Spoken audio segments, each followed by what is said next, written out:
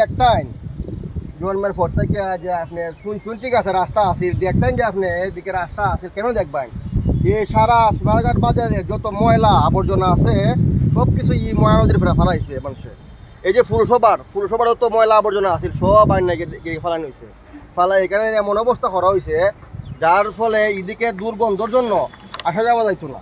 স্কুলে যে স্কুলটা আপনি দেখতেছেন ডিসিপি হাই স্কুল, দক্ষিণেশ্বরণ পাইলট উচ্চ বিদ্যালয়, এখান থেকে অনেকে জজ, ব্যারিস্টার, এমপি, মন্ত্রী, মিনিস্টার হয়েছে, বুঝছেন? এই যে আমাদের সৈয়দ সুমন ভাই, উনিও এই স্কুলের ছাত্র। এখন বিষয়টা হচ্ছে কি, এখানে এমন ময়লা ছিল, ময়লার জন্য আসা যাওয়া যাইতো না মানুষের দুর্গন্ধের কারণে। এখন সুমন ভাইয়ে যেন এমপি হওয়ার আগে আমাদের লাইন যে এখানের মধ্যে এই জায়গার প্রথম সাহায্য হয়েছে ময়লা নদীরে পরিষ্কার করে তাই আবর্জনা মুক্ত করবা। সবচেয়ে খুশ হয়েছি ভাই আমরা সোনারঘাটবাসী। এখন সোনারঘাট আমি কথাটা কইলাই, সোনারঘাটবাসী সবচেয়ে খুশ হয়েছি রিমরা একটা পরিষ্কার হইয়া দুইও সাইডে দুইটা রাস্তা হয়েছে।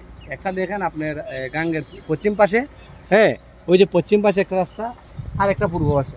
এখন এমন একটা সুবিধা হয়েছে যে বাজারের যানজটটা কমে যাবে।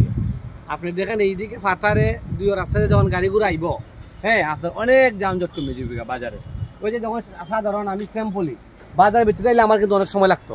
আমি কিন্তু এদিকে রানীগা রাস্তার মুখে যাই, আমি ফাতারে কিন্তু ডিসি স্কুলের মাঠও আইছি খুব সহজে।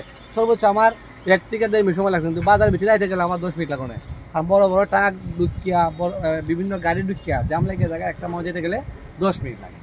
সবচেয়ে খুশি হয়েছি যে জায়গার মধ্যে আপনি মানুষের না ডিফা দিয়া হাওয়াল দিয়া মানুষের জামা দিয়া এভাবে নাক ডাকিয়া এদিকে দৌড়ে দৌড়ে আসা হচ্ছে, ওই জায়গার মাঝে আজকে আমরা হারিয়া কথা হইতাম পারতাছি একমাত্র ব্যারিস্টার সৈয়দ সুমন ভাই।